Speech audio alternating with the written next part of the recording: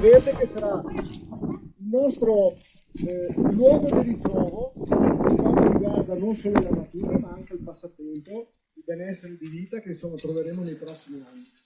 Colgo l'occasione però di dire una cosa, qui mi rivolgo a noi adulti che dobbiamo insegnare ai ragazzini, dobbiamo prestare attenzione alla vita. Mi raccomando, ci vuole un senso di responsabilità ogni giorno anche con i piccoli gesti. Io vi ringrazio nuovamente per essere qui veramente. Fatevi un applauso che siete i primi, grazie!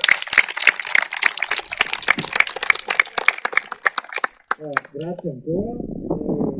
Lo dico ai bambini, voi sapete che un tempo in tutti questi paesi c'erano tantissimi boschi che poi sono spariti e adesso i boschi, se li cercate, dove sono? Dove sono i boschi? Spariti. Oppure dov'è che li trovate? In montagna. Invece la pianura una volta era completamente ricoperta di boschi, soprattutto quella padano-veneta. Tra l'altro è singolare perché una buona parte del boscamento veniva fatto con le bonifiche che partivano dai monaci benedettini.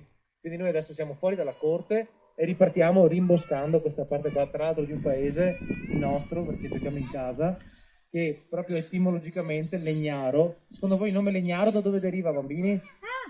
Da legno! Da legno, perché c'era un sacco di foreste anche qua. Ora, quello che stiamo cercando di ripristinare noi oggi qua, grazie all'apporto del comune di Legnaro e della provincia, è un bosco che secondo noi è fantastico perché è un bosco urbano che è veramente a 2 passi dal centro, perché può essere praticamente raggiunto dalle scuole elementari, dalle medie, chiunque, dall'università che è qui dietro.